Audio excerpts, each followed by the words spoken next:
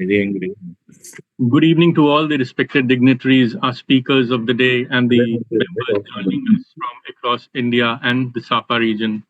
On behalf of the members in practice committee of ICAI and SAPA SMP committee, it gives me an immense pleasure to welcome all of you for the today's webinar on bridging the mindset gap.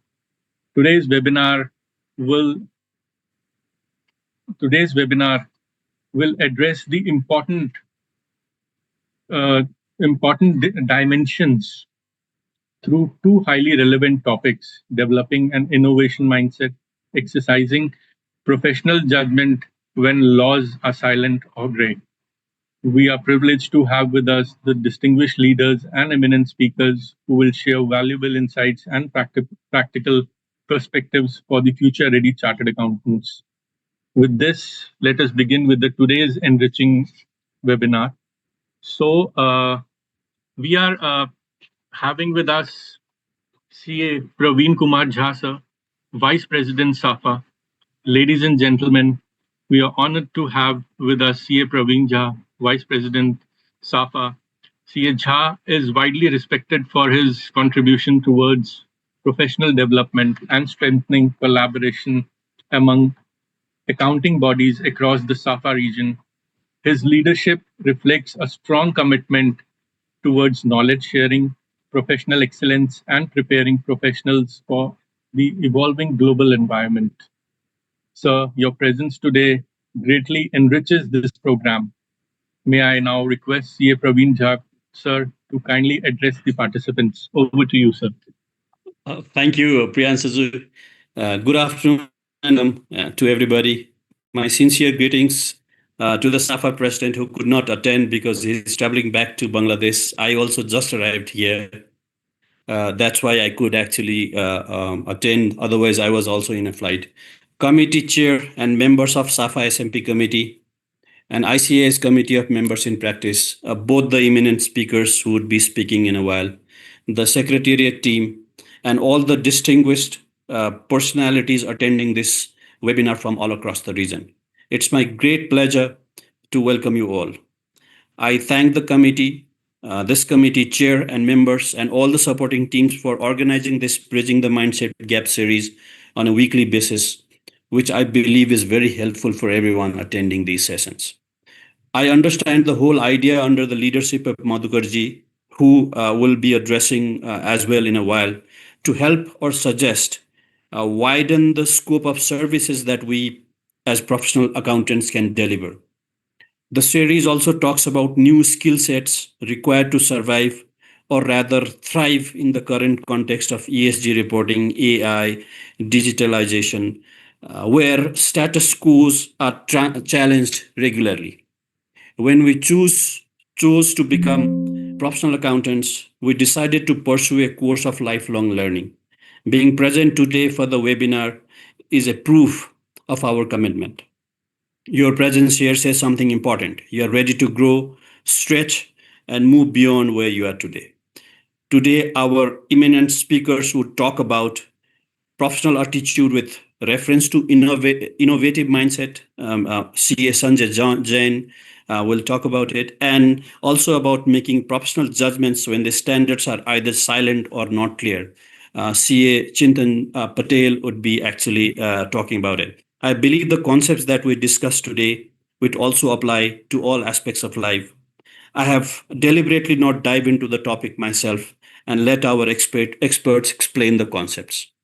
Both the eminent speakers that shall be addressing this session in a while are highly experienced and have proven experts in their respective field, and I believe there would be some takeaways for everyone attending today's webinar.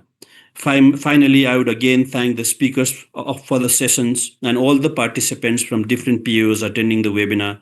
Welcome once again. Thank you and namaskar. Thank you very much, sir, for your valuable and insightful address. Your thoughts on professional evaluation, collaboration, and continuous learning has certainly enriched this session. So we don't. So Due to the prior travel commitments of Mr. Mohammad Himayun Kabir sir, he's unable to join us today for the webinar, and we really miss him for this webinar. So, ladies and gentlemen, it is now my privilege to introduce our first eminent speaker for the evening, CA Sanjay Jain sir.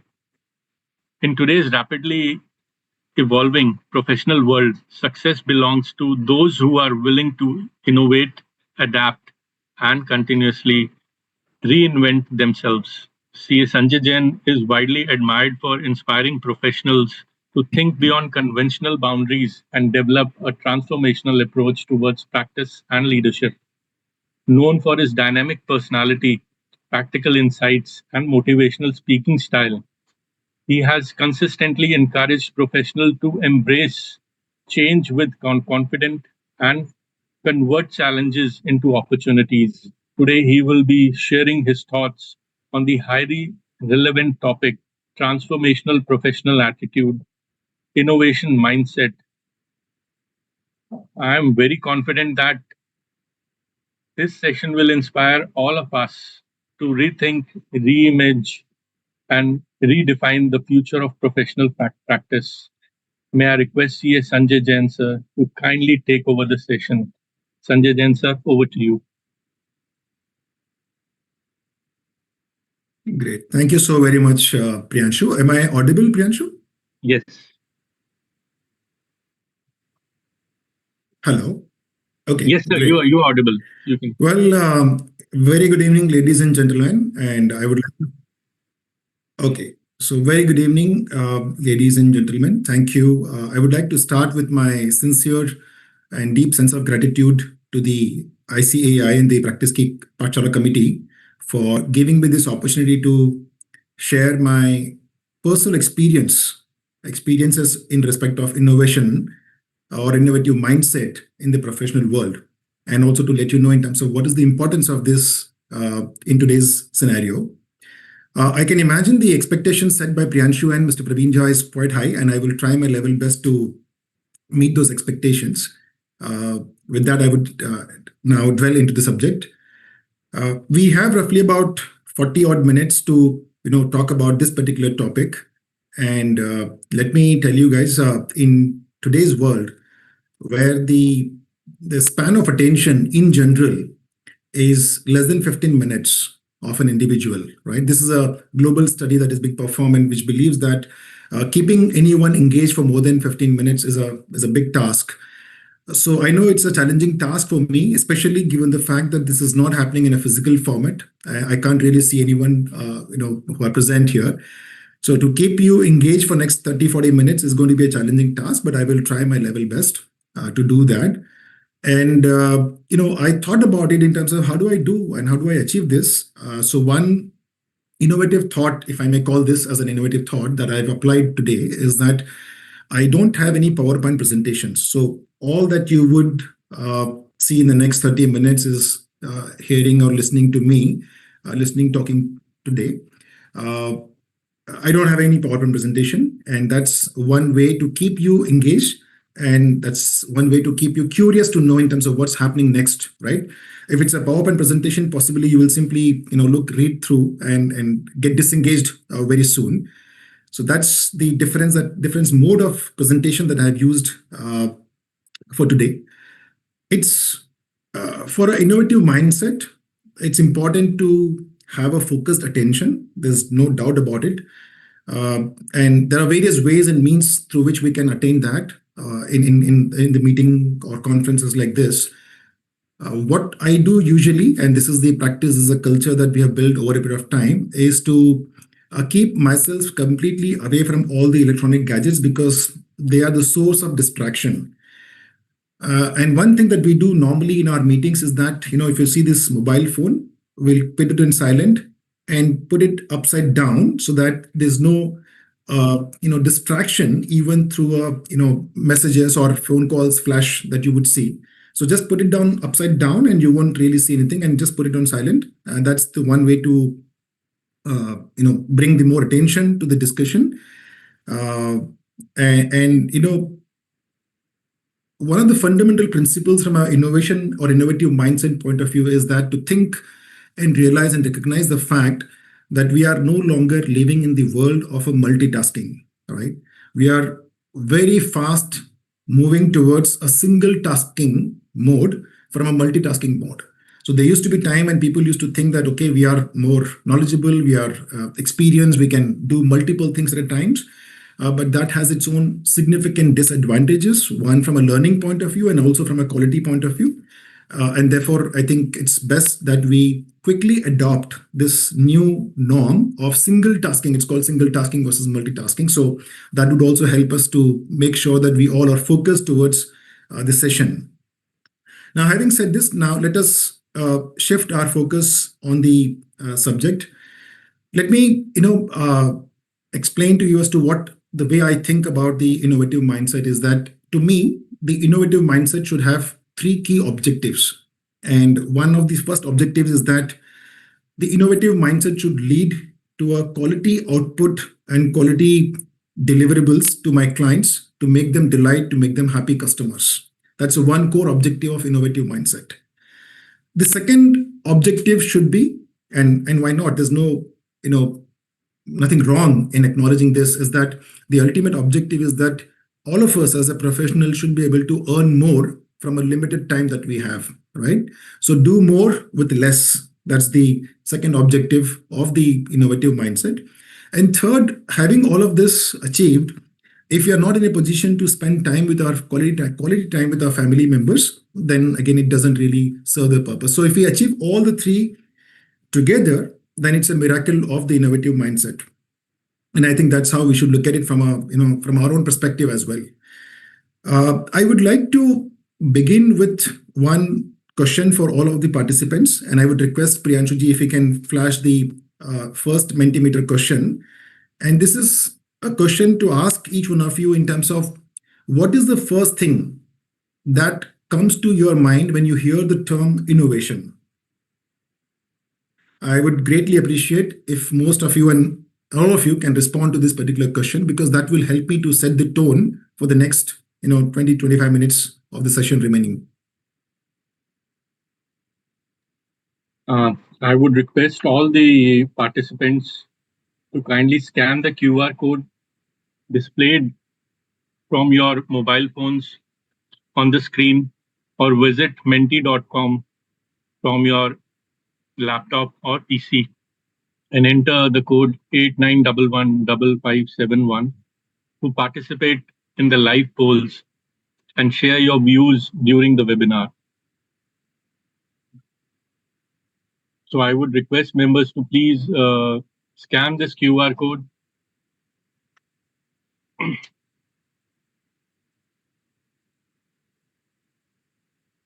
Oh, we have only 2 responses so far out of 1,000 plus people who are participating. 7, okay.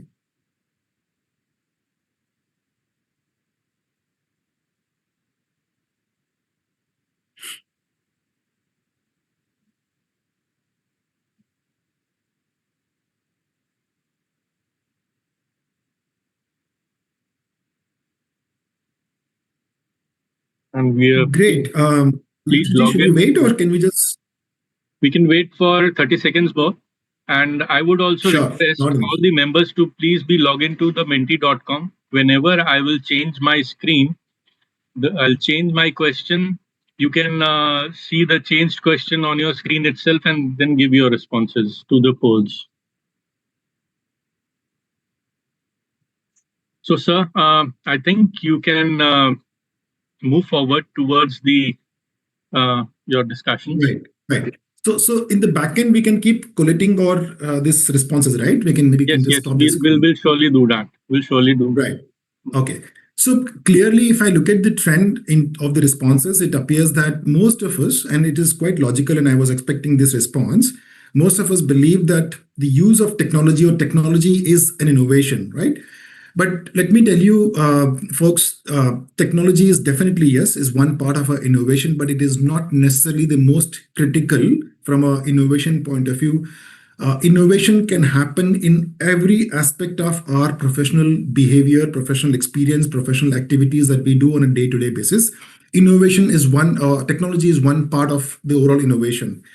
And when I say this, I tell you this because even today, in my own experience, I've seen a large number of accounting firms. They still believe in a very traditional way of operations in every aspect of the profession. Be it, say, for example, hiring a article trainees or hiring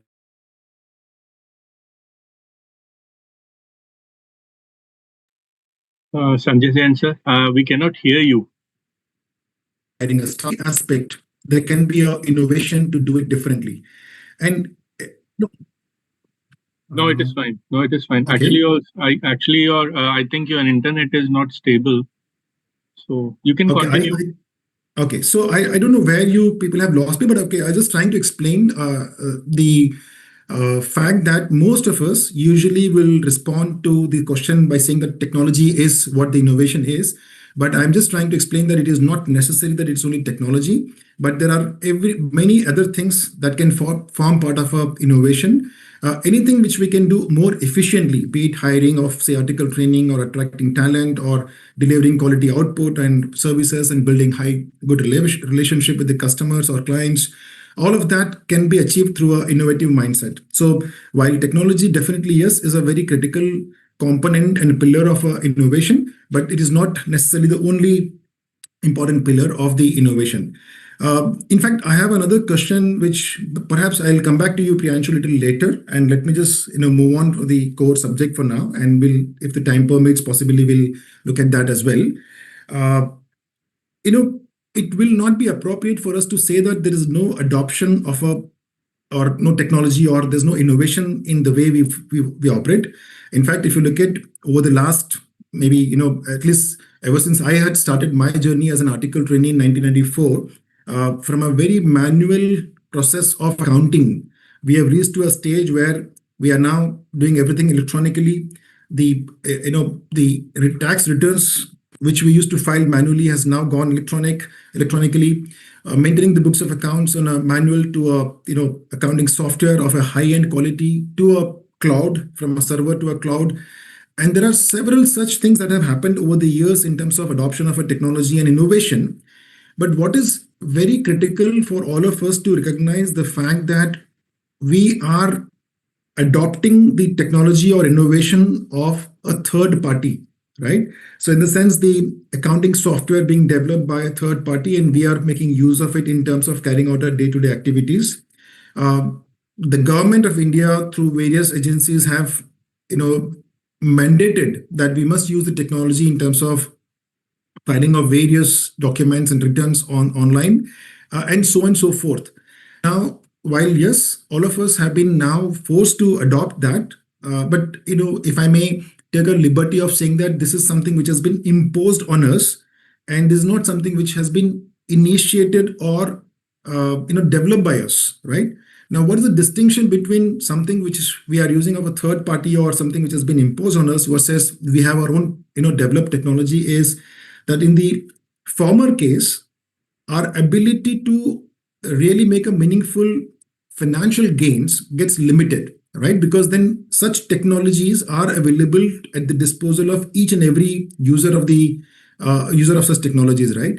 So everyone would be able to become more efficient. They will be in a position to offer the lower fees, and again, it dilutes the whole purpose from the lens that we are talking at this point in time.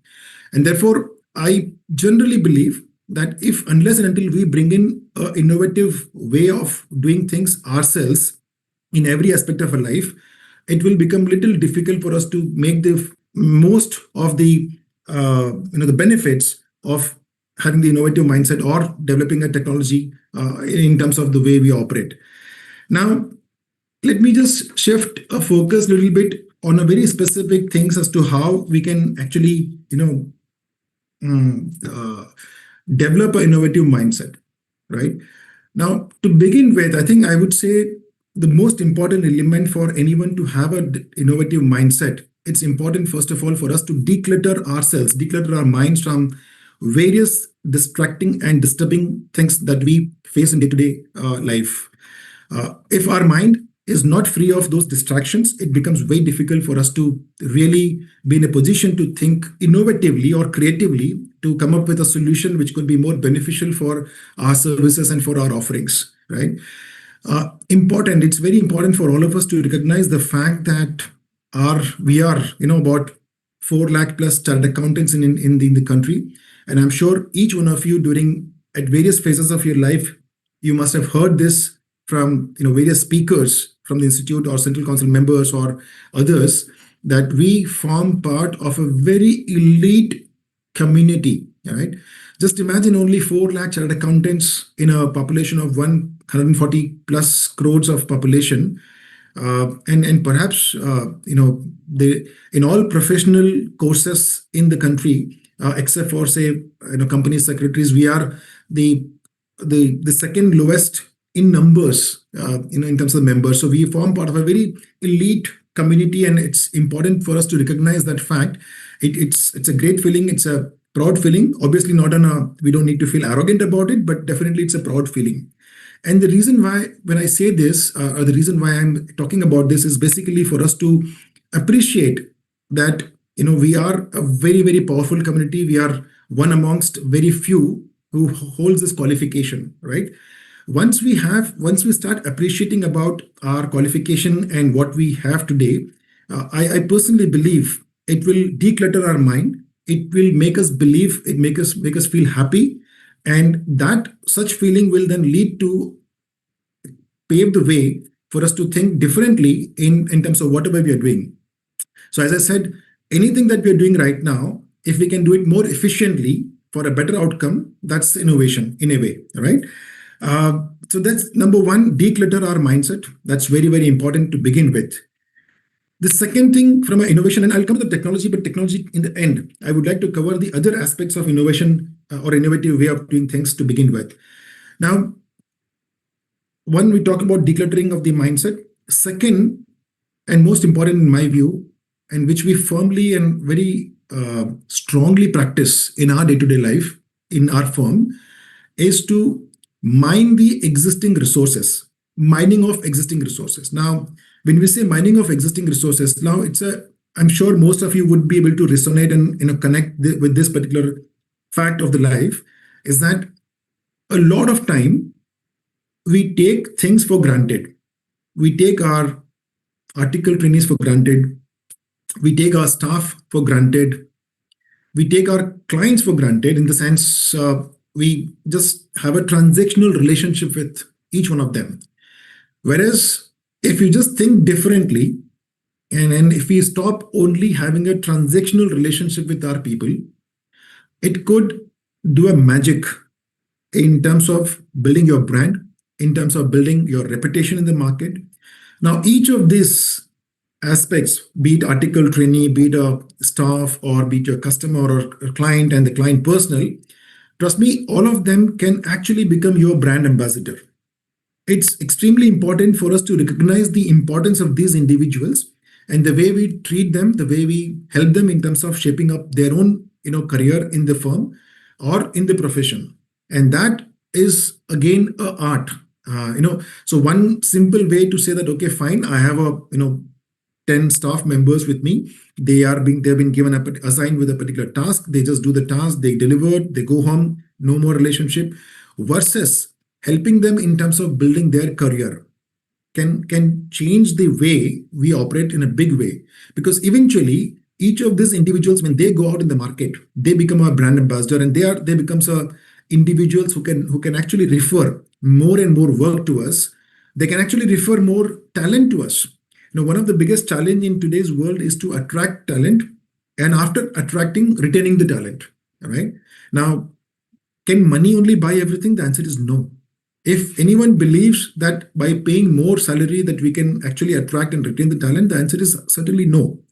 It is the opportunity that we provide to these individuals in the organization for their personal growth and professional growth that can make big difference, right? So think beyond, in terms of having only transactional relationship with these individuals can actually make a lot of change in the way we operate and the kind of output or the outcomes that one can expect. So all the three components, one is the article trainees or your staff or your customers or your clients, All of them can become a brand ambassador if we think beyond a traditional and transactional relationship with them. So that's the reason why I call this as a mining of the existing relationships that we carry, because this can multiply in a big way and then can create and open the door for multiple opportunities, for the practicing firms. In fact, in if I may take this liberty of disclosing it to you, our principles at our firm, we follow this principle of saying, okay, don't rush and don't go after the new targets or new customer or new client. No, I mean, just focus on pleasing and delighting your customers and keep making sure that you take care of your employees, and the magic will happen on its own. And why this is a art and not a, it's not something which is which can happen on its own, unless and until we think differently, we will not be able to achieve that objective of keeping our building brand ambassador for us. So this is one aspect of is mining the existing resources. The second aspect is innovation in the way we operate. Now, for example, as we talked about the talent, right? And talent is a big issue at this point in time in the country. You'd name any firm, leave alone the mid-size practicing firm. Even if you talk about a very high brand or large organizations providing the professional services in the country, the attrition rate is somewhere in the range of about 30+% and upwards of that. And why is this happening? Is this basically people are not happy in the organization, and secondly, with the word of mouth, a lot of people will then resist in terms of joining the organizations. So we need to now have a more creative approach and more innovative thinking in terms of how do we build that talent and attract the talent in the organization.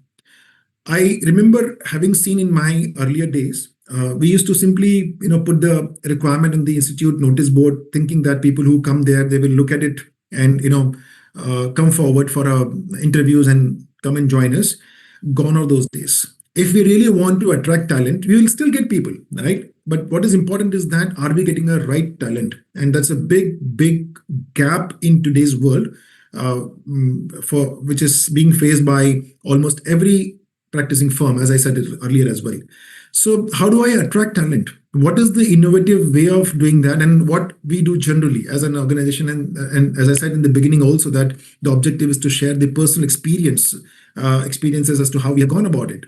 So one, it's important to build your personal brand to attract talent. And how do I build my personal brand? Is by making sure that I'm visible in the professional world. So one, either I take up sessions for article trainees on technical subject or on a soft skill. I write articles in the institute journals or in a print media. The social media is quite active these days, and one can actually make use of that. If the other modes and means of attracting talent is not working well for you, one can use a social media as a mode to create more and more visibility in the professional world, so that people listen to you, people hear your views, people understand what exactly you're talking and how you are actually contributing to the overall professional world. And that could be one way to attract talent. Simply asking people to come and join may not necessarily be very effective and useful.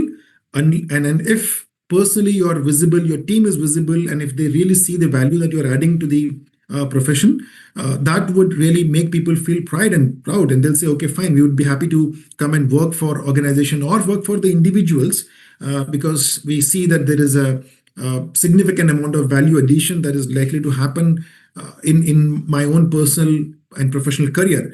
So that makes a lot of difference in terms of how we innovate way of communicating and attracting talent, and then retaining them going forward. A lot of people also believe that we must have a very sophisticated infrastructure. Yes, of course it matters, right? But it is not entirely about the infrastructure, but a high quality people would look at an opportunity as to how and how this particular organization or an individual can shape their professional career. So innovative thinking can play a very important role in terms of attracting talent. We might have the best of the technology in place, we might have best of the infrastructure in the organization, but if we are still not in a position to communicate well and convince people that we are the right place for you to shape up your professional and personal career, it's still not going to be effective. So technology is fine, but then it's also important you build your personal brand and visibility amongst the talent. And the same principle also applies in terms of winning new work, right? Uh, it's a very competitive world. I'm sure each one of you recognize that it is no longer a kind of a world where we have lived in the past. It's extremely competitive. The number of people who are eyeing and aiming for a same pie of work is increasing with every passing day. And if we have to really stand out amongst such a massive competitive environment, that can only happen by way of creating your own brand in the business world, right? And that can happen through, again, one, either we explore opportunities of presenting our thoughts and views in a business forums, writing articles which impacts the industry, gaining significant understanding about the industry as such, and then presenting our views on a regular basis. And that's one way to attract customers. One additional thing that we as a practice we follow, and this is something which has worked out very well for us in our own professional way, is that identifying the technical literature and developments that are taking place, which has a direct impact on the industry and on the clients who are operating in the industry.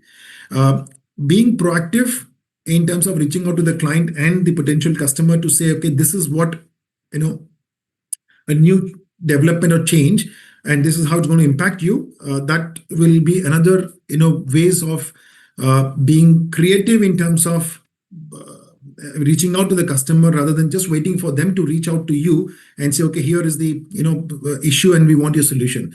That's a very reactive way of doing things.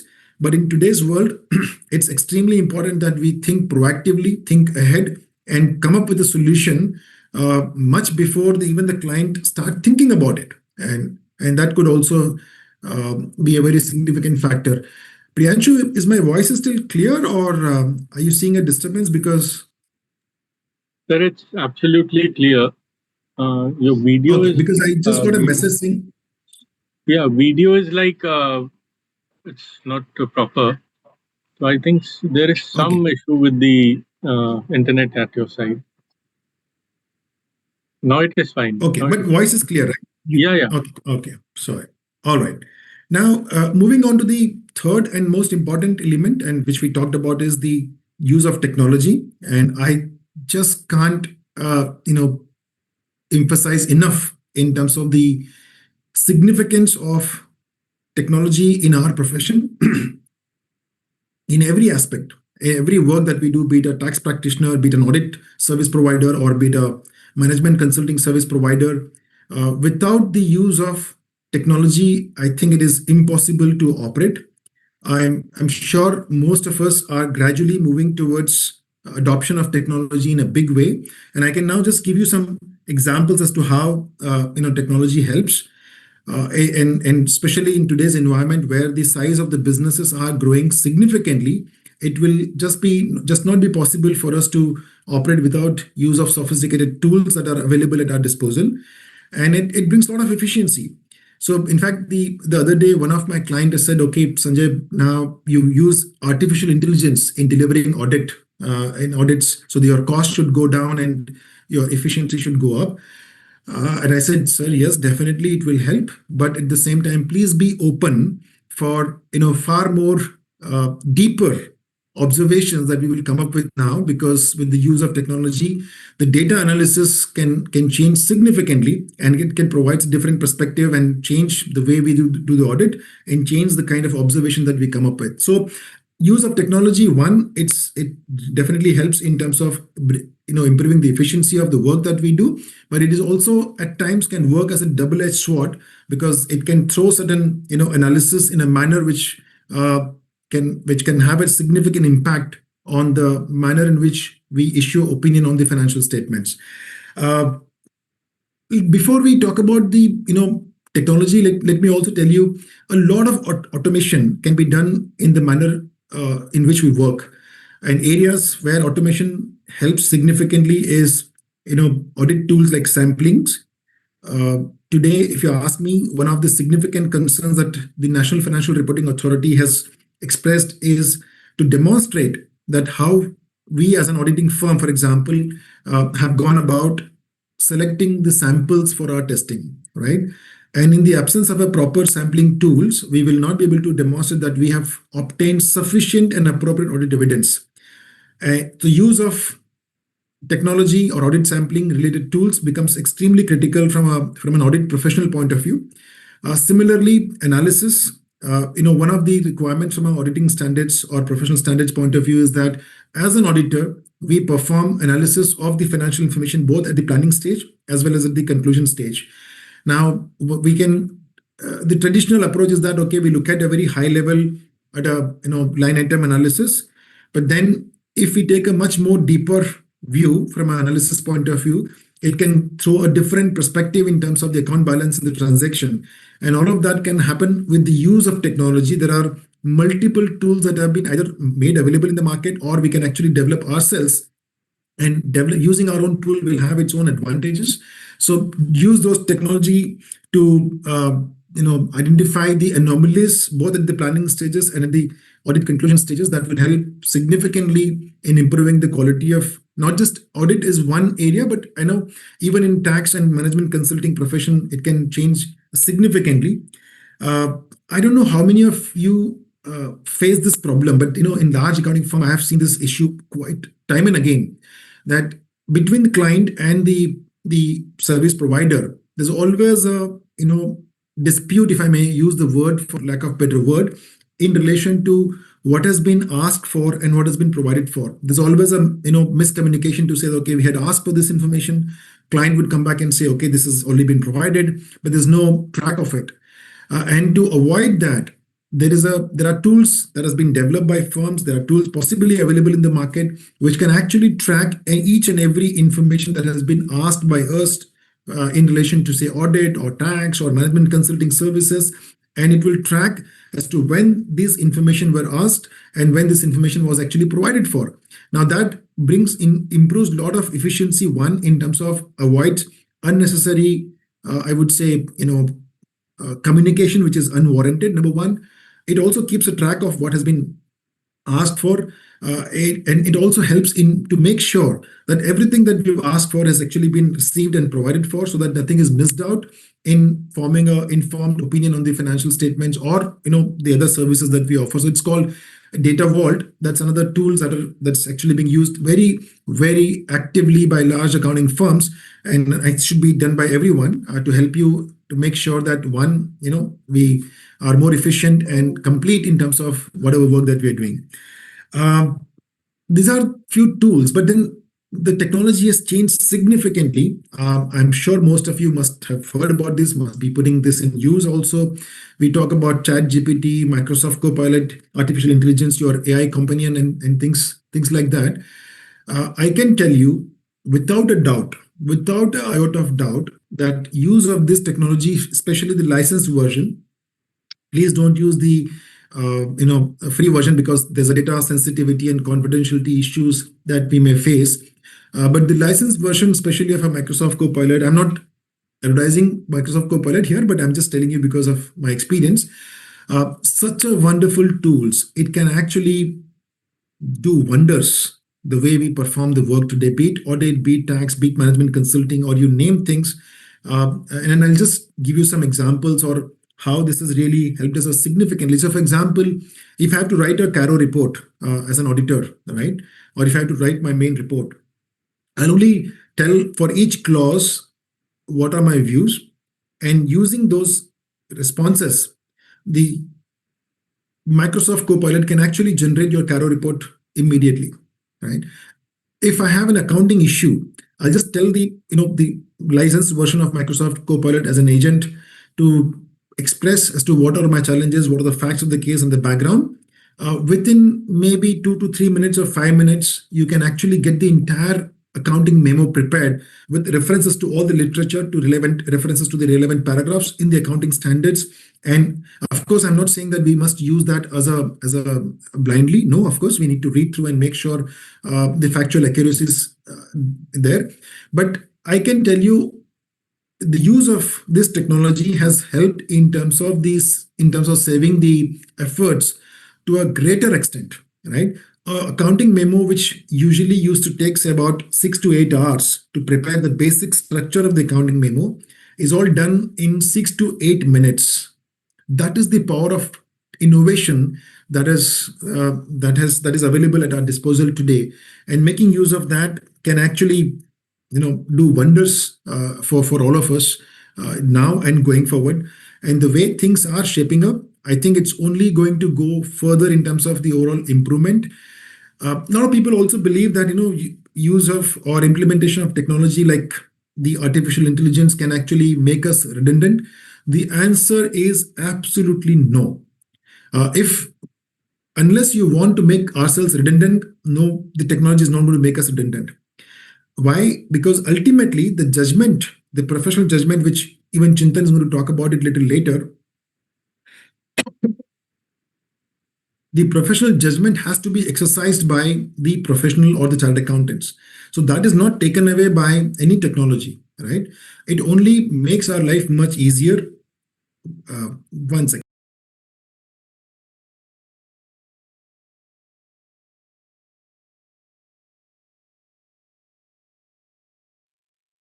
I'm sorry about that. So the use of technology is only going to make our life much more easier.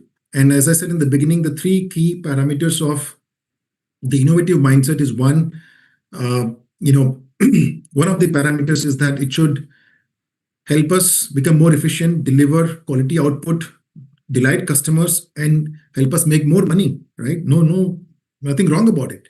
And use of this technology, certainly, a memo which takes about 8 hours, if you can just do it in say 8 minutes, you can imagine the power of this technology and how it can actually help us in our professional life. So these technologies are again very critical, and we have been making use of it quite actively in our day-to-day routines and helping us significantly. And I'm sure it will help every one of you. Another example that I can give you, which we usually face a challenge, right? When you download the financial statements from a ROC, for example, or if you have any PDF format of a financial statement of your target customer or target client, Microsoft Copilot or a Claude technology within no time can convert that entire PDF into an Excel version, right? And with the Excel version, then you can simply play with this financial statements the way you want, right? In the absence of these technology, possibly would have done manual calculations to understand the background of the company, to understand the financial performance, compute the ratios and the financial ratios over the period of time, do a comparison, do an analysis of various numbers. But with the advent of this technology, in no time, we can actually convert this entire PDF, signed PDF, scanned copies of the financial statements, put it into this technology and artificial intelligence tools. It will give you an Excel version of it for you to make use of it the way you want it. So, these are some of the things which are, I would say, helping us in a big way. And before I really conclude and hand it over back to the committee or Priyanshu for the next topic, one fundamental thing that I would like to say, and this has been helping us significantly, is to be proactive and not reactive. Change before the change is happening, or at least change with the change. That's the only mantra for our success. It is to what extent this technology can help us or innovative mindset can help us. It only depends upon the quality of our thinking and the depth of our thinking. With that, I would like to hand it over to Priyanshu for the next session. And if there are any questions, Priyanshu ji will take it now or a little later. So we'll take the questions in the last. So Sure. Thank you very much, sir, C.S. Sanjay Jain, sir, for such an inspiring and an energizing session. Your thoughts beautifully highlighted that the transformation in the profession begins not with the external changes, but with the internal mindset shifts also. The practical insights shared by you on innovation, adaptability, and professional evolution has certainly encouraged all the participants to rethink conventional approaches and embrace future ready thinking. Your session was not only insightful but also deeply motivating, and I'm sure every participant has taken away valuable lessons that can be applied in their professional journey. And I would also like to share with the viewers today that we have got around more than 1,300 participants joined to this webinar, and around more than 300 members are from other SAFA countries. Wow. And we have been also receiving some of the questions from Bangladesh and SAFA countries also, mainly from them only. So I'll be taking it later on. So Sure. now we proceed to the second session uh, and move to the another extremely thought-provoking and professionally significant session of the today's webinar. It is often said that true professionalism is tested not when answers are clearly available, but when situations demand balanced judgment, ethical clarity, and independent thinking. To guide us on this important aspect, we are privileged to have with us C.H. Chintan Patel, sir. C.H. Chintan Patel ji is a highly respected for his analytical thinking, practical understanding, and complex professional matters, and has ability to simplify challenging concepts with remarkable clarity. His professional insights have helped many professionals understand the importance of judgment beyond technical standards. Today, he will be speaking on very relevant topic, judgment beyond standards, how CA should think when law is silent or gray. So, his session will provide valuable perspectives on professional decision making, ethics, and responsible leadership in uncertain situations. May I request CA Chintan Patel ji to please address the participants and take the session. Over to you, sir. Thank you so much, Priyanshuji. I think for setting the tone of the session and giving a brief introduction. I'm sharing my screen. Let me know if it's visible. Is it visible, Priyanshu? Yes, sir. It is. It is. Yes. So at the outset, my sincere compliments to the committee for members in practice of ICAI for coming out with the innovative series, bridging the mindset gap. There is something which is really thought provoking. It really talks about something which we need to go beyond the standards, which will go beyond the law, and needed to focus on mindset. This has been the real crucial issue in today's complex atmosphere and environment. So, in today's session, what I'm going to practically focus on is that we just talk about the professional failures today across the globe. Whenever some scandals or frauds happen, there are a lot of issues and regulatory are being raised, and there is always a question and expression from professionals. So many professional failures, they generally are not happening because of the standards doesn't exist.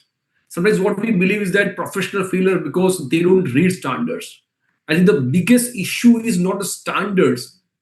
It is actually applying the standards, applying the mindset, applying the expectations, understanding expectations, and applying the particular judgment to the right way.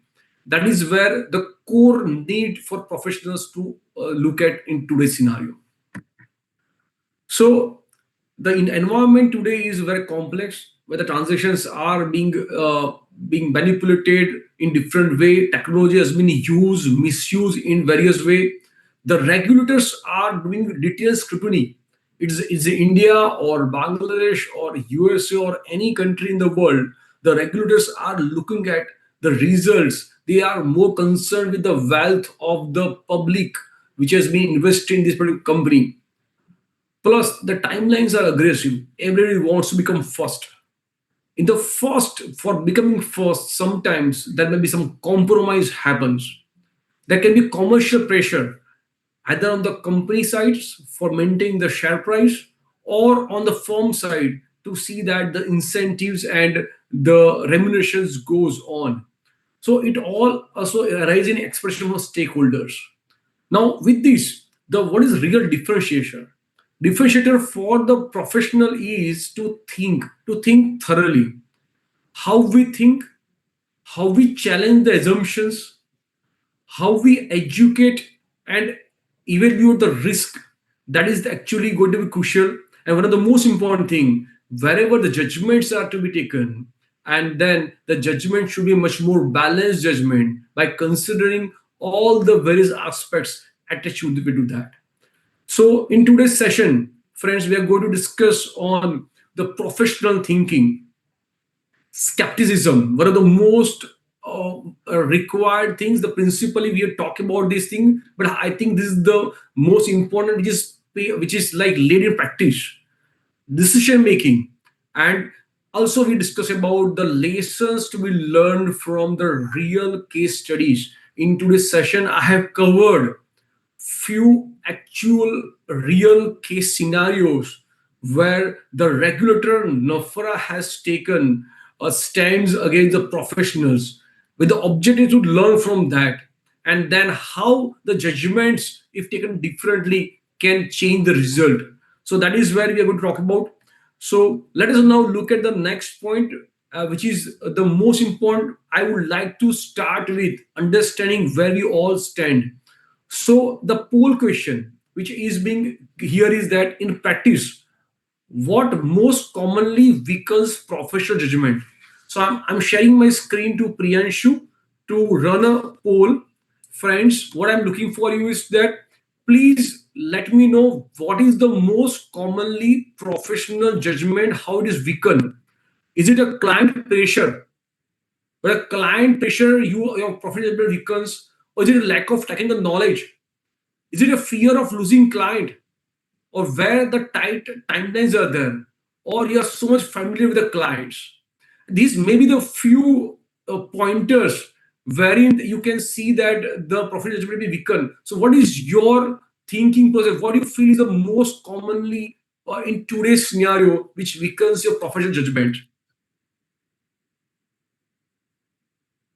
So, awaiting for your response, I understand that probably this is something which you have to spend some time to understand. But I hope my explanation is very clear. In today's scenario, when professional judgment is very important thing, then what you believe is the main reason why this has been weakened. So, probably is it because of the client pressure?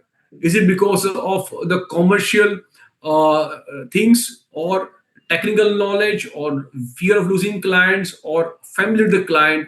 So basically, request all of you to please give your opinion, because that is something which is critical for all of us to move forward, as we are here to talk and discuss, as we are here to look at what everybody believes and how we should move forward.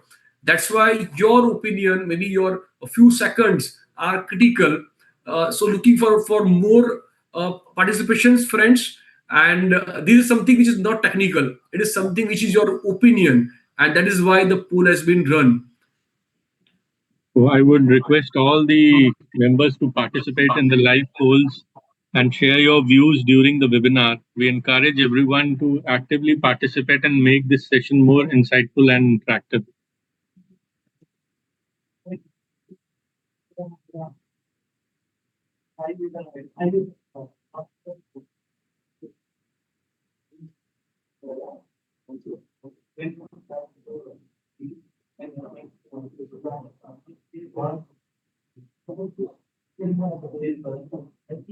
The members who have not joined this Mentimeter software, they can very well scan this QR code from their mobile phones, and they can enter and they can give their suggestions.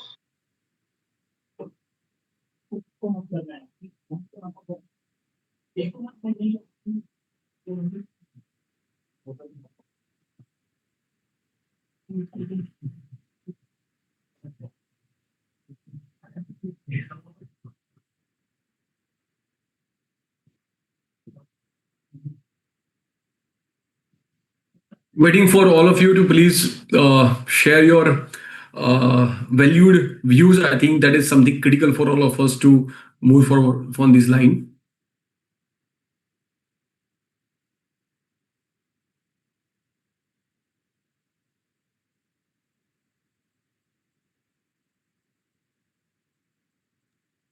We'll wait for 30 seconds or max 30 seconds more.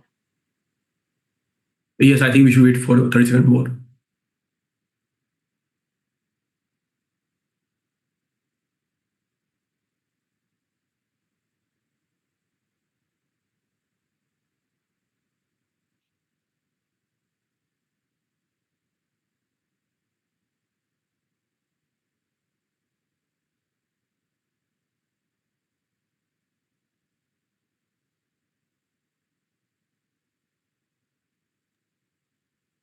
Chintan sir, I think we should proceed further. Sure. Yeah. You can just maybe probably hold. Then I can just look at the result and then I can take it further.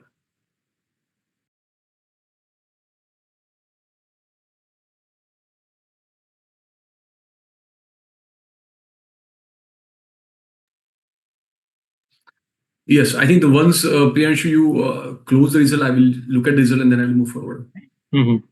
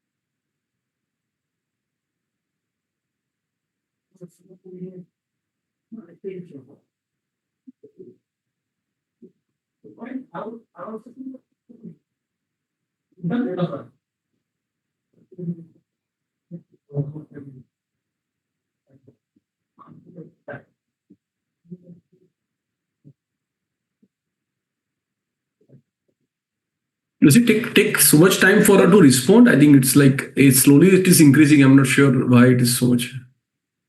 No, sir. The client pressure shows 21. Commercial considerations, fears of losing client shows 18. Lack Yeah. of technical knowledge shows 5. Tight timelines and workload shows 22. And over familiarity with the client shows 6. Okay, fine. Wonderful. I think maybe it just look at this trend. It shows the trend shows the client pressure stands first with the 24. Second is with the tight timelines and workload. Then comes is commercial consideration, fear of losing client. Then comes own over familiarity with the client, and last is lack of technical knowledge. Friends, this is the what is actual scenario. The purpose of running poll is that sometimes we feel that if I don't know professional standards, that's why my judgment weakens. That is not the truth. The truth is something different. Lack of knowledge is not the truth. Truth is all other things which are much more relevant to judgment, which talks about the client pressure, commercial consideration, familiar with the client, and the tight timelines. So I think with this, I share my screen, friend, and we'll again discuss and take it further. So with this, I think let us move to forward. And the biggest myth, which has been now now uncovered by all of you, is that the technical knowledge alone is not protection. So the myth which has been that the technical knowledge, I don't have knowledge. I think that is not the real reason. The real reason is that there are a lot of other factors which affect the judgment. So technical knowledge is one of the factor, but it doesn't make a big impact on your credibility and professional decision. So, major failures or observations existed even if the standard exists. Even there are standards are there, there is still failures. Even there are guidelines available, still there are failures. Even there are audit procedures are carried out, still there are failures. So even that documentations are partially available, still there are failures. So all these suggests what? All these suggests were the real failures are not because of the reasons of the audit procedures or the standards or guidelines or checklists or templates. However, it is application of your judgment. And for the application of judgment, the most important thing is the mind matters. That is why we all have to make our mind very strong enough that we are able to take the right decision in the right time. That is the need of the hour. So the biggest myth is that technical knowledge alone is not a protection. Professionals fail because judgment fails. I think that is the underlying factor. Probably there can be documentation available, there can be the procedure which is followed, there can be checklist which is available, but if you make a judgment which is failed, probably I think that is not going to have any savor to you in the future. Checklist based practice now gone. Years back, it was always said that we should have a checklist based, templates based practice. It will make a robust thing. But now the years are gone. That years are checklists are already gone because then checklists make it much more repetitive. It is more. It is making more like something which is without any mind application. Today, important is to look at and involve with the business and then take a right decision. That is what is the most important thing. Now, coming to the next important point, this slide particularly takes care about loose lines, loose wordings, reasoning which satisfy ourselves. Whenever we do take any decisions, there are few reasoning which generally gives a comfort that why my judgment is so. Probably that judgment is not technically correct. It is not a right thing, but however, it just give a internal comfort that why I have taken that judgments. First, dangerous thinking is standard is silent. And the standard is silent doesn't mean that we can do whatever we want. There are a few principles and framework which are available. We need to look at and think from the stakeholders angle. We need to understand from what others think.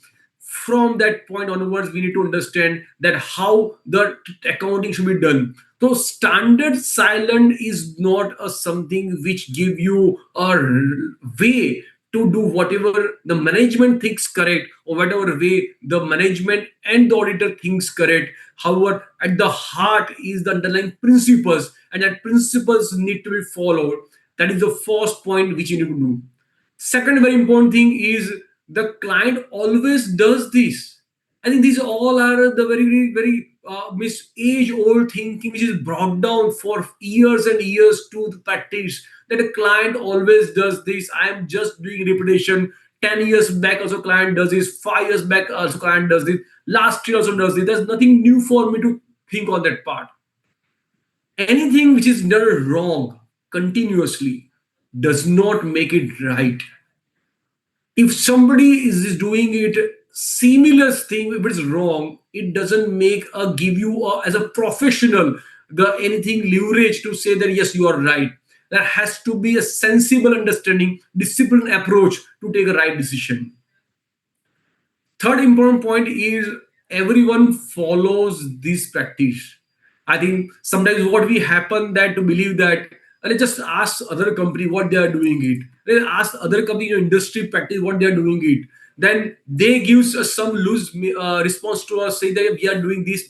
No, we don't know the actual reasoning or actual documentation or actual evidences based on which they have taken a decision. Now, if the industry or few companies does, you cannot change to everyone. And if everyone does, that is not the right stand for you. So everyone follows this practice. In my view, that is the weakest defense when a regulatory approach. We have seen and observed in a lot of NFRA orders also, where they mention that the weakest defense. If you say that they have done it, that's a, I have done it. That is not right thing. You need to provide the documentary evidence. You need to provide the basis to regulatory literatures, standard of auditing, accounting standards, and then you do put yourself. You can't say others are doing. That's a, I have done it. Fourth is disclosure is enough. It is again a very old traditional methodology or mindset that I have disclosed. Now, if your disclose doesn't mean it is correct. If you disclose, that means probably if you disclose, if the management is disclosed notes on accounts, and if you don't take any actions, if you don't qualify out the report, the responsibility pass on your shoulder. So it cannot cure a fundamental wrong thing. Disclosure doesn't mean that if you disclose that I recognize revenue when I received the money in cash, you disclose. But it is not, it is wrong. You can't do that. It is fundamentally incorrect to account for cash basis on certain cases. Once your accounting approach is accrual basis, for allowing interest or dividend or something else as a cash basis and disclosing in the notes, that is not going to save you. It is wrong is wrong. The disclosure doesn't make it right. The last point, which is again critical, is the management confirm it. So over reliance on management, mind well friends, I think that is the biggest issue. Management has a different expectations, their different mindset, their need is different, and our responsibility as a professional is different. Management has confirmed, management has given a management representative letter when they've written it. That is not the case where we blindly rely on that part. If that is the situation, we can take MRL and just sign it. That is not the required. The need is that the external auditors are the first line of defense. They are privy to the document which are not available to the public in general. On the reports and opinions provided by the auditors, I think the actions are being taken. So that's for management confirm it is the not the correct approach. The role of auditor is to challenge, to understand that whether the management's approach is correct, is it in compliance with the requirement, whether the stakeholders' interests are protected or not. These all things need to be seen when you just look at. So these are the few dangerous. I use the word dangerous. Reason is that probably this has been age-old concept which is flowing from the years and years together. I think this is a time for us to change, break this particular thinking, and to come out with a new one. Now, let us talk about the pressure triangle. I think when we just talk about when can the professional judgment can go wrong. So in that case, the pressure, client pressure was one of the most important thing. Now that this triangle, when you just look at, we've taken about the few important points. One is the client expectations, right? So client expression is what they are looking for. Sometimes what generally what they want speed, they want fast. They want within 10 days. I want to be first one to publish results. Now you do whatever you want to do it. Right? So client expression sometimes is such where they want to put you pressure to deliver in the shortest period of time. Somehow that is where is the issue can become. Second is commercial pressure. So where the pressure is by way of the money, by way of the business, they want favorable decisions. So that can be pressure. Then comes regulatory responsibility, because it says that regulatory way they just want to ensure that we need to deliver within 45 days, within 60 days. So the responsibility to regulatory is a little different. But I think the core solution to this all is professional judgment. If you really want to deal with the client expression appropriately, if you really want to deal with the commercial pressure, if you really want to deal with the regulatory expressions of requirement, you then ask the questions how to respond to them. It all lies in the professional judgment. How you take your professional judgment that defines the response to all this pressure. That's why it is a core of the entire discussion which we are making today. Let us now move to the next point. That is what is a good professional judgment. as we are talking about a professional judgment, why it is important, why it is relevant, then how can we know it's a good professional judgment? So first, it was independent. I think that is the most core area of any auditors, to be independent. If you are dependent of your related to the a company, obviously that is not something a good professional judgment, then it is more related party transactions. Second, evidence based. Any judgment which is heavy based on documentary evidences, and that documentary evidence will speak when some question arises. Skeptical. Professional skepticism cannot be forgotten. So whenever you have to be take a judgment, and you have to be also be asking questions, you ask relevant questions to the right audience and get the response. That response will decide a course of actions for a judgment to be taken. Whatever judgment you take, document it well. So tomorrow, if something happens, it is defensible. So if any regulatory authority, whether it's SEBI, NFRA, or any regulatory authority across the globe, when they ask questions, that judgment is defensible by way of the documentation which has been done and which has gone through the right approach of independent, evidence-based, and skeptical. That is the core scenario of like moving towards making a right good professional judgment. So a good professional judgment is not someone who avoids all gray areas. I think it is not something avoiding. Avoiding is not going to give you any leverage. Probably you are just dealing with risk. So a good judgment is not avoiding all gray areas.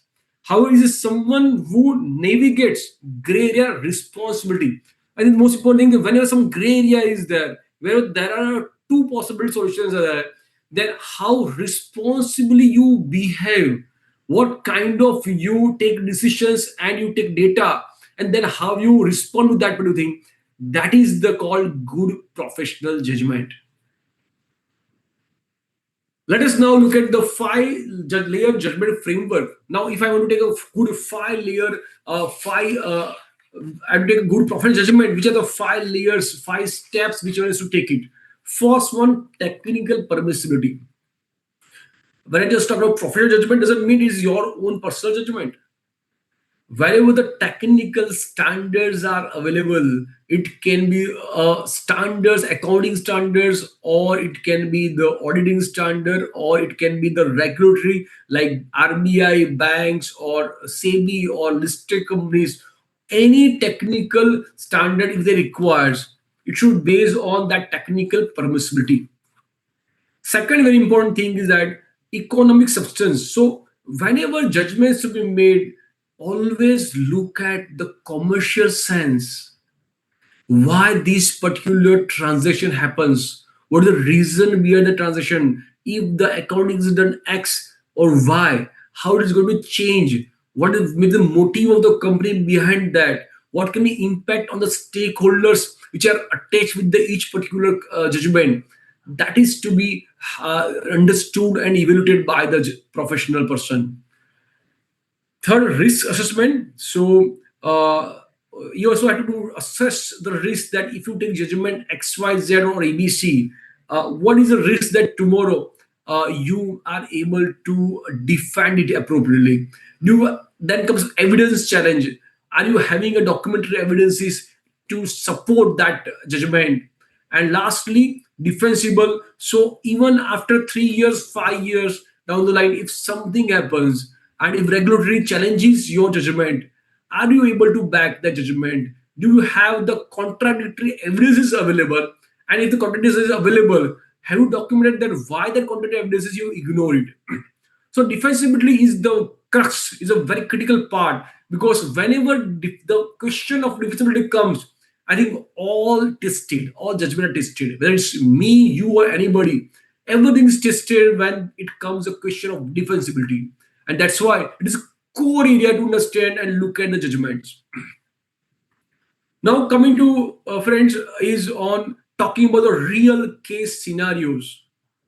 As we have audience across the globe, what I've done is that we have taken a few three cases where the actions are taken against the professionals, where some kind of debacle happens in the financial history or fraud or something has happened, and then the question was asked to professional, and what how it could be avoided, what can be the scenario where this mindset can have a given a huge impact on, then it can be avoided. So what is the most important, what the regulator asks for? First, they need that professional skepticism should be there. You cannot blindly accept what has been given to you. You should have a questioning mind, asking the management, understanding that what is the need, why it is done, is it going to affect or not. So skepticism is the core area is expected by regulator. Second variable, mechanical audit approach is gone now. We have to come out of this mechanical audit approach where just we just look at the last year's checklist, carry forward checklist, filling the checklist, and then going ahead. I think we all have to also understand next point that what you are evaluated is a very important. Applying mindset, being a part of management to understand their perspective, and then as a professional independent to check, cross check, and think from the perspective of the stakeholders is the need of our. Blind reliance on management, we discussed earlier also that you cannot blindly focus on MRL, or you cannot focus on what is being provided to you. The documentation need to be strong, robust, which can be take really be if challenge the futures, you should help you, it should help you in defending in the court of law. So this is what the regulator expects. And now we'll take care of the first case studies, real case studies, which is based on some fraud or something which happened, the failure of financial things which happened earlier. So just give brief background of this particular DHFL case. In January 2019, there was a media report which says that there is a probability of siphoning of fund by directors of rupees 31,000 crore. There was a media report available, and based on the report available, the action was being taken, investigation was being taken to understand that what can be the incorrect thing, what is the role of the auditor in that. The first point, there are three issues which I'm going to discuss. First is about non-consolidation of subsidiary. Now what happened that in DHFL has a wholly owned subsidiary company, DHFL Premica Life Insurance Company. In the year and during the year end, the DHFL has newly incorporated wholly owned subsidiary DIL with 100 crore of equity. Right. So there are two wholly owned subsidiary company of the DHFL.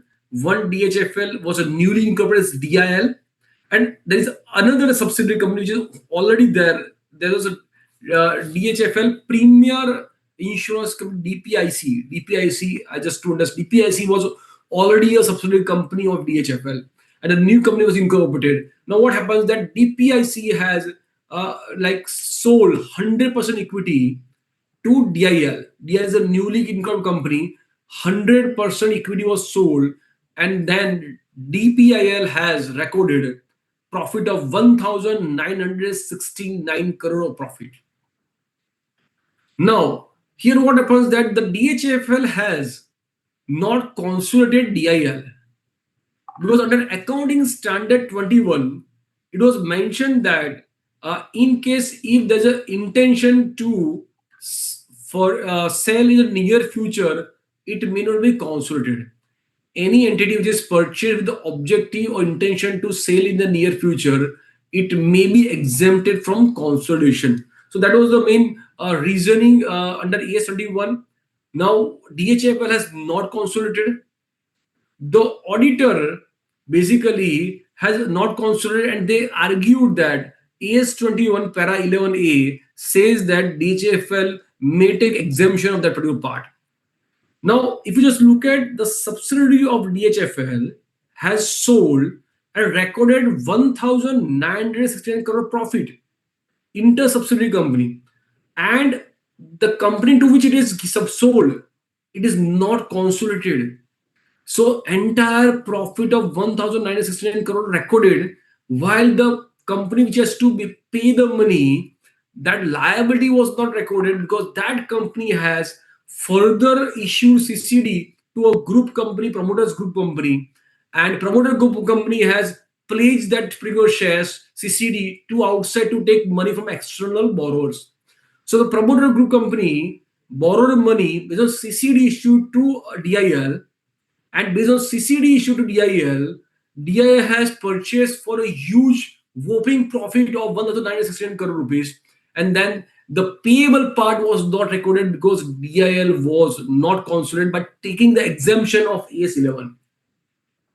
Therefore, it was being argued very well that you cannot look at that particular point, and that exemption is not available because that is talking about near future sale with the intention to acquire. So the conditions are written there is not fulfilled.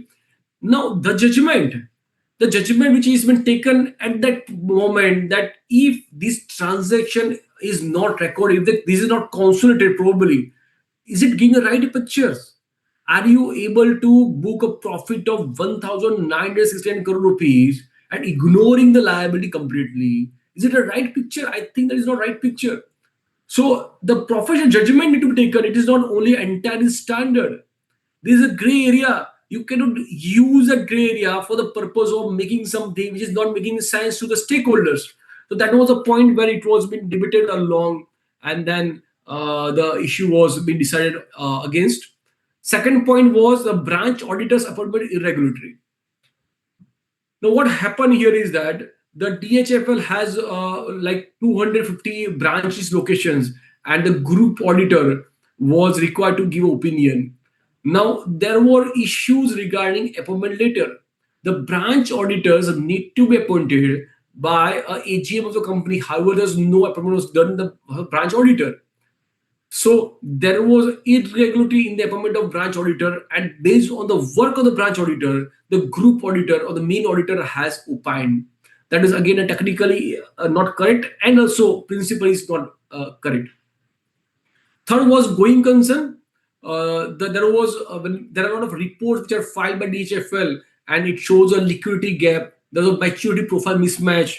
There was a net current liability of 9,138 crore rupees, and that net current liability also gives impact the probability that the company may not be able to pay the money within 12 months.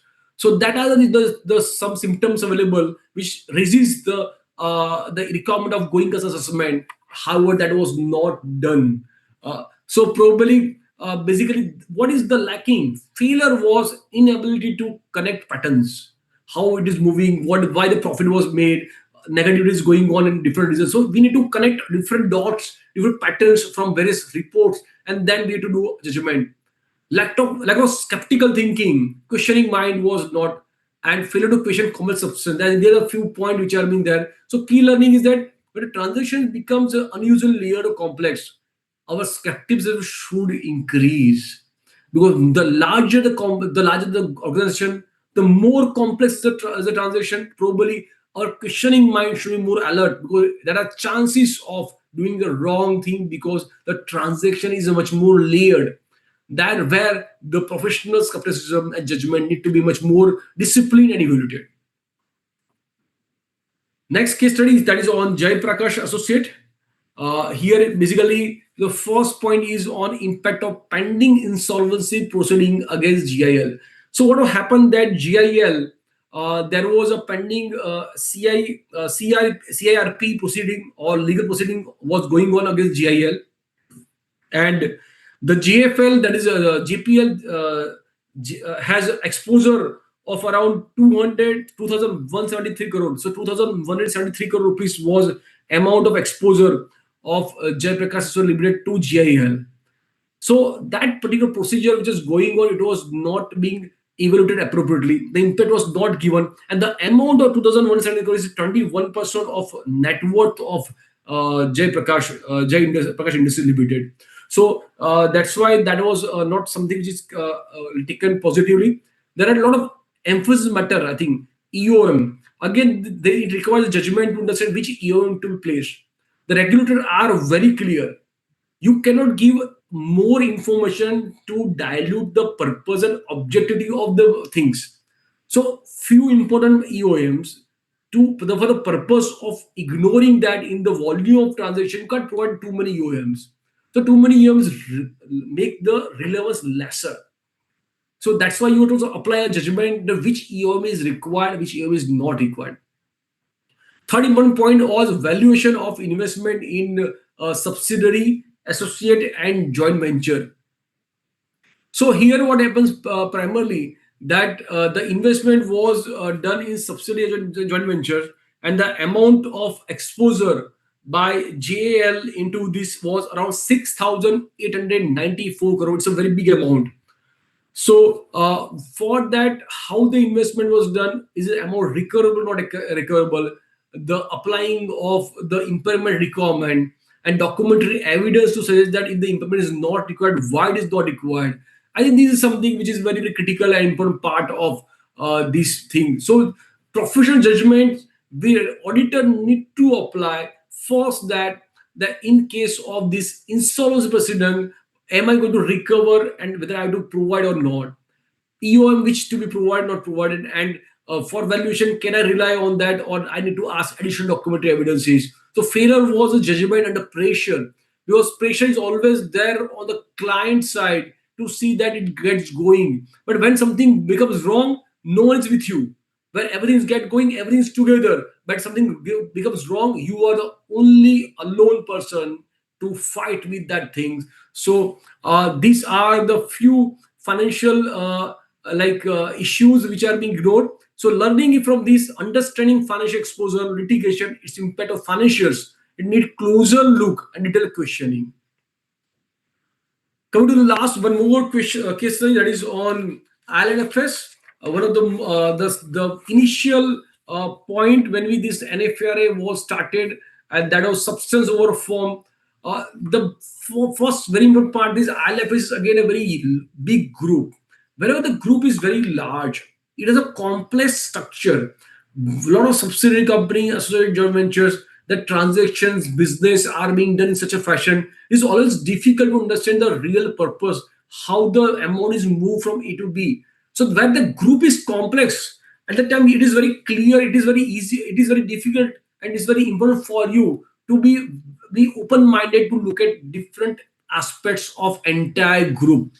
One cannot work in silos. If you're auditor of only one company, you cannot work in silos. You have to also understand and evaluate as a group at entire things. So second point was evergreening of loan. Now what happens that the loan was given to group companies, and before the end of the expiry period, it was rollover. So what is happening that the group companies doesn't have money to repay the loan. Now if they don't repay the loan becomes substandard. The loan becomes substandard. You have to create provision. So instead of that doing that, what was being done that the rollover of the loan was done. So before closure of the amount to be payable, it was again rollover from next term, and the new loan was issued. From that new loan, the old loan is repaid, and then new terms condition came to picture. So in that way, the amount was being it is ballooning every period because it increased with interest. So therefore, it was being said that you better be very cautious and looking into understand that what is the real science and nature of loan that is to be seen. Third part was a prior approval of related party transactions. So there was a technical question that whether related party transaction requires prior approval. There was a debate that it is a post facto approval, and then by going through law, it was made very clear that the section 177 talks about getting approval of audit committee prior to entering into the material transactions, which is more than some amount with related parties. Last point, which was there under this particular point, was using work of management expert for the purpose of evaluation, for the purpose of the explanatory loss model, impairment method on investment. The client has taken the service of expert, and the auditor has relied on the valuation report of expert. So where it was challenged that you need to assess that whether the experts are competent or not, and whether the two-way combination happens or not. blind reliance on the expert's report is not the solution to the remedy, is not solution to the issue. So one has to be cautious when there is any experts are appointed, and blind reliance cannot happen. So the failure to evaluate was a system stress governance pattern, and the learning is good judgment requires connecting isolated facts into a coherent risk picture. Because there are a lot of things which are isolated. When the group is very large, complex structure is there, it is always a very difficult to understand, look at different leads and joining together to have a larger picture.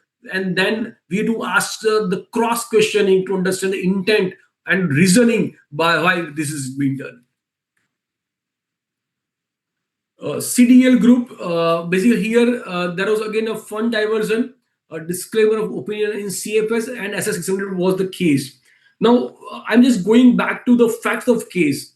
The CMD of the Coffee Day CDEL enterprise, late Shri Vijay Siddhartha, the V Siddhartha who committed suicide, and in suicide note he mentioned that there was a financial irregularities in the entities. So based on that suicide note, the investigation was being ordered. And in the investigation report, it was highlighted that there's a diversion of fund of rupees 3,535 crore rupees from seven subsidiaries of CDEL to MACEL, that is a wholly owned subsidiary controlled by promoters of CDSL. So the whole chain of event is there where the promoter suicides. He write down note that is financial irregularities. Investigation report happens, and in the investigation report they say there is a diversion of fund of around 3,500 crore rupees from subsidiaries to a company which is a promoter company. Now thereafter, what happens that the consolidated auditor gives a disclaimer of opinion. Now, consolidated auditor says that it is auditor of a company at a standalone level, they are okay. At a consolidated level, it is not able to understand the overall group picture. So it is given disclaimer opinion. However, it was being argued that when the investigation report is available, it gives you a lot of informations about the fraud which is happening and diversion of fund. So by only saying that I am the auditor of the only this company and not the consolidator, I don't have the information available of the subsidiary company. That is given disclaimer of opinion is not going to save you. What is going to save you is that based on the information available, you have to make a step further, go step further to evaluate, and then give you adverse opinion, qualified opinion, whatever way you feel better, that is to be provided. Disclaimer opinion is just disclaiming your responsibility. That is not the art which is required, and that's why the SF600 has been under amendment, and which talks about the thing that yes, you as a component or as a group auditor, it is a responsibility to look at the component auditors. If you have a more issue, if you have there a possibility of the issues, you smell something different, then you have to go beyond your scope to understand, and then you have to apply consultation auditor. Now, let us now come to the conclusion part, and then we'll talk about the what we should learn. The entire discussion which you have done here, and then as a professional, how we should think. That is what is most important. So, read business before standards. The biggest important thing, standards are technical things.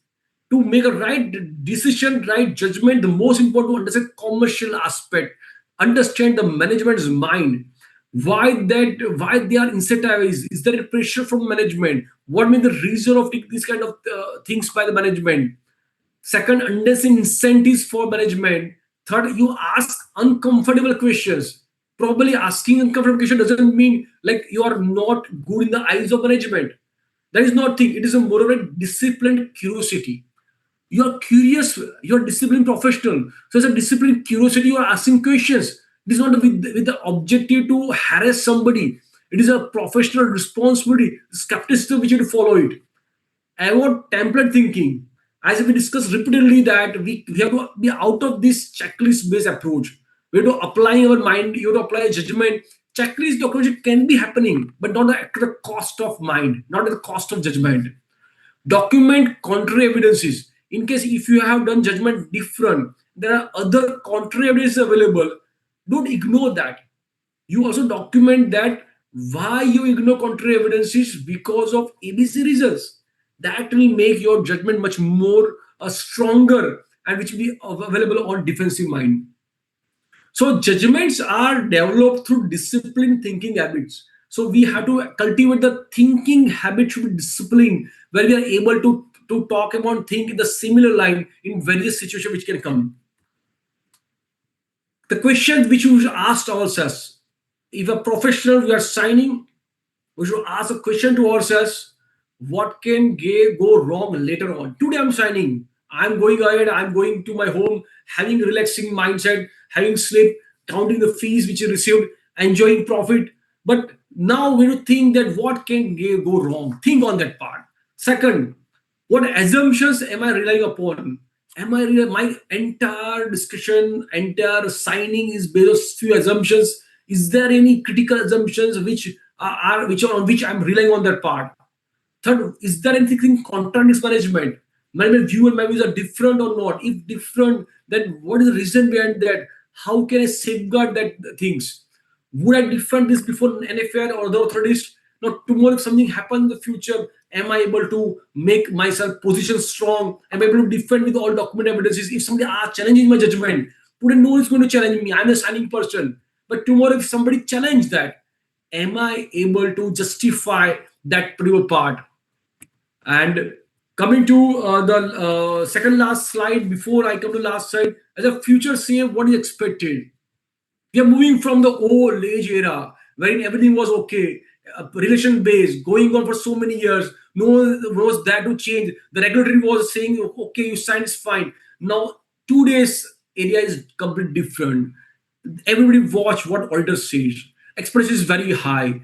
So the future CA not just technically strong, should be commercially aware. You should understand the rationale behind everything. Independent thinker, ethical and skeptical, asking questions was required. And you should be defensible whenever some question we ask. That is what has been there. Now, before that, I also have asked Priyanshi to run a poll for the future CA. What all of you believe is one of the most important ingredients for future CA. So, asking Priyanshi to run a poll for all of you to respond, and that will be my last slide, and we will move and close down. So, all of you, please share your polls, share your remarks. Priyanshu, can you just run the poll?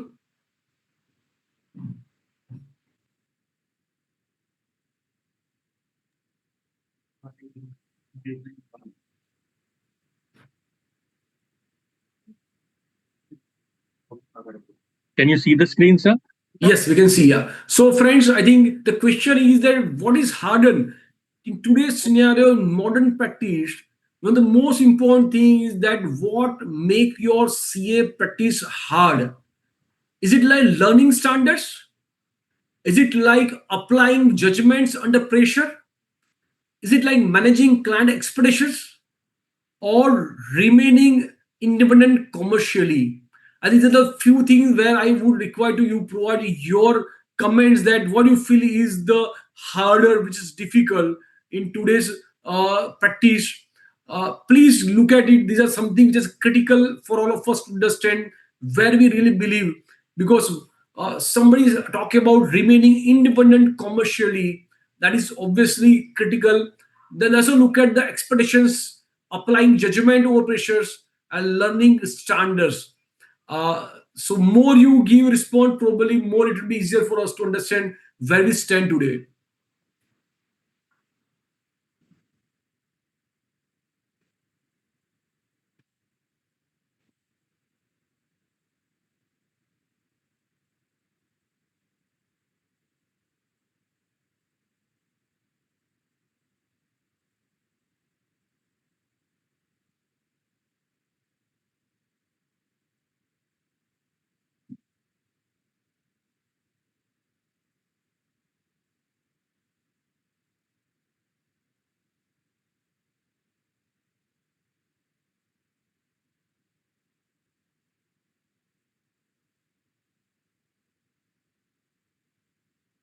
As friend, we are moving towards the closure of the session. Probably your response will be really helpful to all of us, and that's where I think we all are here to do introspection into where we stand, how the mind matters, how can we make it very strong so that we are able to resolve to the expectation of the regulatory authorities.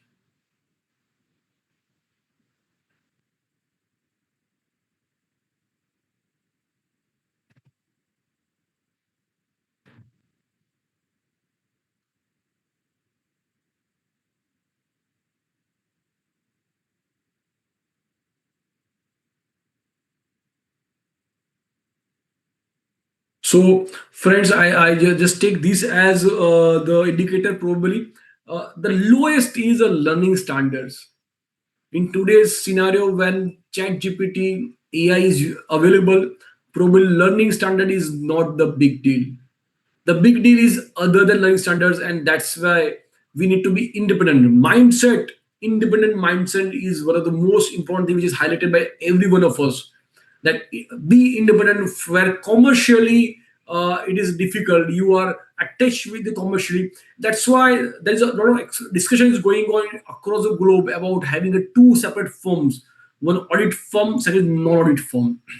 A lot of restrictions on providing management services. So remaining independent commercial is very important part. Client expectations, clients are highly expecting a big thing from all of us, and applying judgment under pressure. I think these are the three things which all have we have taken as the important input from all of you. Now coming to last slide, that is as we talk and discuss about this thing, the signature is not proof of knowledge. I think when we just talk about and we sign, when we get a signature, so our signature is, doesn't mean that I have knowledge of everything. I think it is responsibility which we carry. Something where we are very proud of signing something. When we sign, we should have the sense of responsibility, obligation for on behalf of entire stakeholders, all chain of stakeholders. We are getting signing it, so it is more of like the proof of responsibility and the standards which for which we are being working on that. They provide boundaries. I think it is not something where judgments are always there, but judgments define integrity. The core professional attributes which has been always talked about is integrity, how we are different. And when we take a judgment, that the integrity makes the important role. And how you take judgment, for that we have discussed a lot of things during these previous sessions. So friends, I'm available with you to have any questions which you are having on this part. And before I end, my heartfelt thank to each one of you. As I understood from what Priyanshu mentioned, that we have participants from across the globe, and it is really a pleasure to have all professionals coming together, sharing a stage together for common issues, and we all have to identify solutions together. So with this, I hand over charge to Priyanshu, and thanks to all of you for giving the opportunity. We are available for responding to your questions. Thank you very much, sir, for your insightful and thought-provoking and professionally enriching session. Your deliberation on the importance of professional judgment in situations where laws may be silent or open to interpretation was extremely valuable. The practical perspective shared by you reinforced the idea that true professionalism not merely lies in knowing the standards, but in applying wisdom, ethics, and balanced thinking while making decisions. Your session has certainly encouraged all the participants to approach professional challenges with greater clarity, confidence, and responsibility. We sincerely thank you for sharing your expertise and valuable experiences with all of us. So, there are some of the questions, and most of the questions are there from the SAPA countries. So, I'll be taking it one by one. So, Chintan sir, it is when the law is silent and unclear, how chartered accountants balance innovation in professional judgment with regulatory risk and ethical responsibility. Any one of you can Correct. take it. Any one of you. No, sure. Yeah, so I think first very important thing is that Sanjay ji, do you know, Sanjay ji, you, if you want to take, please, sir. No, please go Uh, ahead, Patel sir. Absolutely fine. You please okay, go ahead. okay. Yes. Right. So whenever the law is silent, that doesn't mean that it gives you leeway to think anything. Law cannot give everything in writing. That cannot be black and white written for every situation. Today we live in a world where it changes every hour, every second. We all talk about AI, we all talk about the chat GPT. I think the way Anthropic is going to give a solution, we cannot even imagine. So that cannot be documentary evidence available for everything. So law can be silent in most of the situations going forward. The most important thing which lies here is that how we respond, what is expectations of professionals, why we are there, what is the duty casted upon us, and in that spirit we need to respond to that thing. So we need to think from the expectation of regulatory expectation as an auditor, why I stand, what is my primary role, what is the commercial aspects, and that is to be delivered and written in my orders report. And that's why I think that's why we say that it's not about standards. The standards are just a smaller thing for guidance, and we need to go a lot beyond that, apply our mind for every situation they respond. Okay. So So Sanjay sir. Priyanshi, if I may just add my response to that, Yes, also yes, this sure, additional sure, sure, point, sure. Most welcome, sir. as very appropriately and aptly summed up by Chintan to suggest that there cannot be a written guidance for each and every situation, and therefore the auditing frameworks or accounting framework provides a broader guidelines and perspective. It is for the members and for all of us to look at whether or not the underlying information or data is providing the information to the users in a faithful manner. And there's something called smell test, which as an auditor, we develop over a period of time. And that's the reason why, the diligence and due care is something which is utmost important for any person who is, performing the role of an assurance service provider. So the smell test will let you know whether or not what has been proposed by the management is appropriate under the given circumstances, and that should be the guiding force for you. Don't fall for this gap in terms of not having anything specific written in the professional standard in forming the judgment. Thank you. All right, sir. So Sanjay sir, this one's for you. How can chartered accountants move from compliance-focused approach to value creation mindset? So, compliance focused approach is very fundamental to our existence, and that's what we really, when if you look at the key objectives of our existence, is that we help uh, companies and organizations or entities to comply with the laws and regulations, and our opinion matters not just to few only the company, but also to the large gamut of users. So, if you ask me whether we will ever be in a position to substitute ourselves completely from a compliance oriented approach, the answer is no. Value creation, yes, we can do that by being more proactive, by being more efficient, by thinking ahead. Um, we can always create a value. Please remember, no client on the planet will ever appreciate a last minute surprises.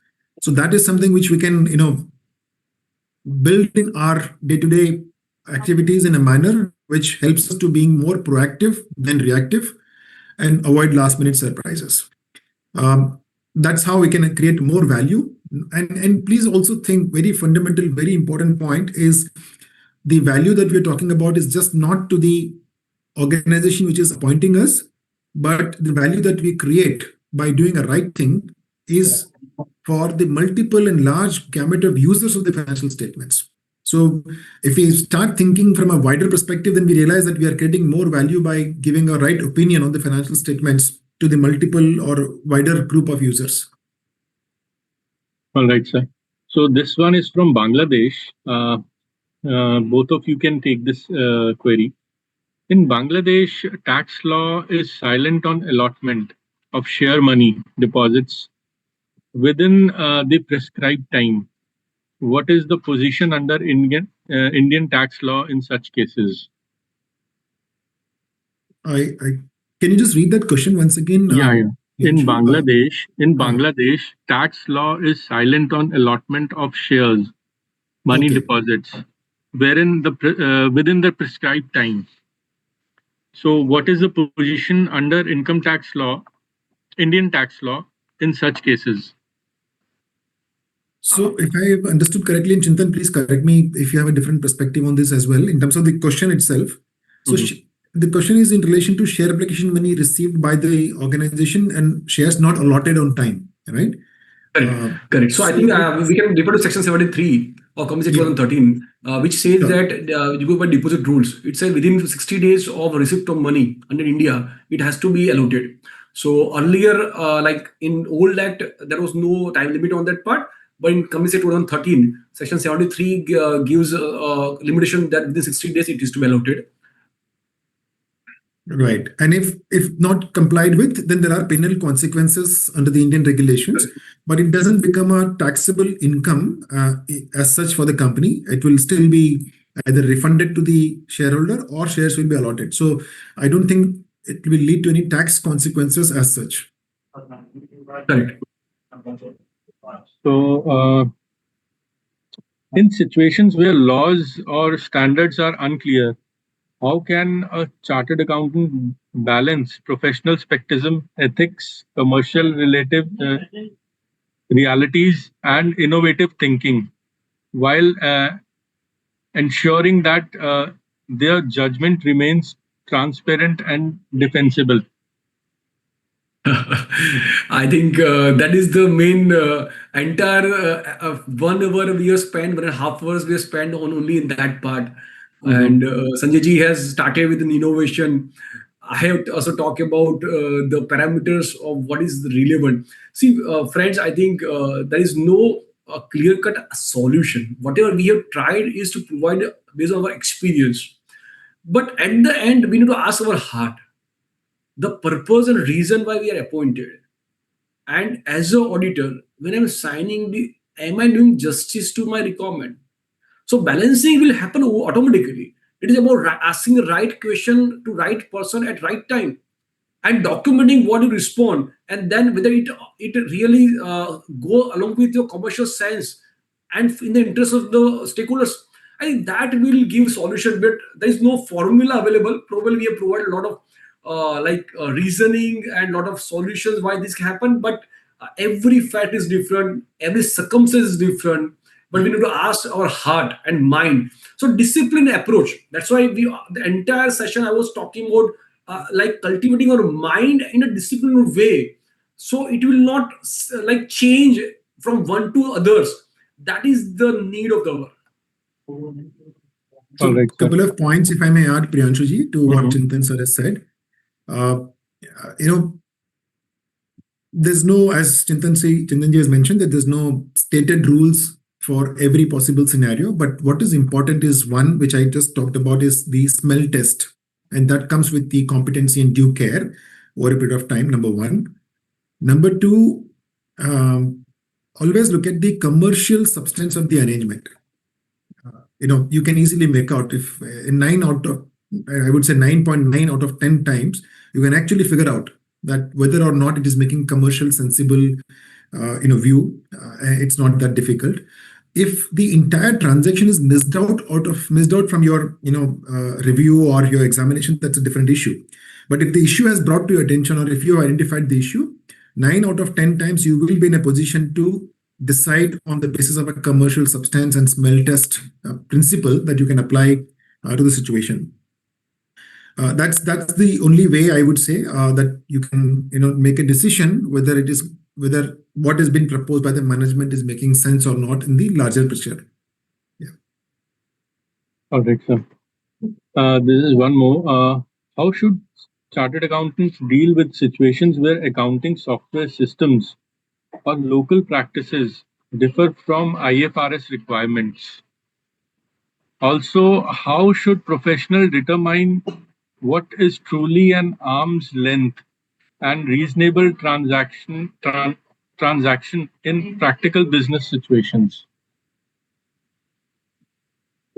Sanjay, do you want me to take, or you, what, or shall I No, take? no, both of us What is can your contribute. views? So please go ahead, sir. You go ahead, and then Okay, I'll okay, yeah, require. yeah. I can So also. I think maybe the first question probably let Sanjay ji answer first question because he's a senior person. I'm not answering. No, Probably Sanjay ji, you can okay. ask first question. Yeah. No, so well, I'm not clear in terms of what is the objective of that first question, because if the local regulations requires you to comply with a particular financial reporting framework, and if that is different from IFRS, so be it maybe, right? Because what is required to comply is with the local or the reporting financial reporting framework. Yeah, please add. Yeah. So basically, I think the question first was primarily because the accounting software are not changed. The issue maybe he's trying to put is that, for example, I'm making accounts in Tally software. Now, people generally don't make changes in the software. What we do for conversions, the company is doing AS for so many years. They don't change IFRS. No, IFRS or Ind AS is done in Excel file. So that is happening across the globe. So the mentality is what, that the software does entry, and entry is done by accountant calculates and does accounting what they're doing for so many years. Probably at the end of the reporting period, there are adjustments which are being done to move from AS to Ind AS. So question was primarily that, can it be done so, or we have to change the software and accounting as such. So in my No, humble and thanks. yeah, Yeah, so yeah. Sorry, go ahead, go ahead. yeah, so my in humble opinion, ideally we should change it. I think once we adopt accounting, you can't say accounting Excel file. Your books of accounting software are the real basis of accounting. So ideally it should happen. Practically it is not happening.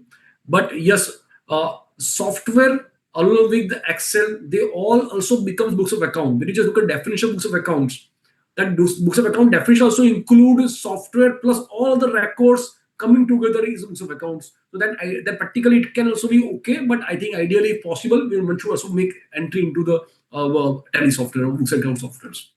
Right, right. No, so thanks for clarifying that point, Chintan. And I can just share my experience that I've been doing audits for 30 years now. Uh, there'll never be an instance where the financial information not telling with the books of accounts. So even if suppose there are any Ind AS or IFRS or US GAAP related adjustments to be made, all of that can be incorporated in no matter whichever is the accounting application. It's just a matter of, I think, some understanding, but it can be done. Correct. Okay, that Yeah, and was second question was mainly on the arms and transition. Probably they were trying to see that how can we evaluate the arms and transition, but it is really a very wide topic, subjective, Yeah.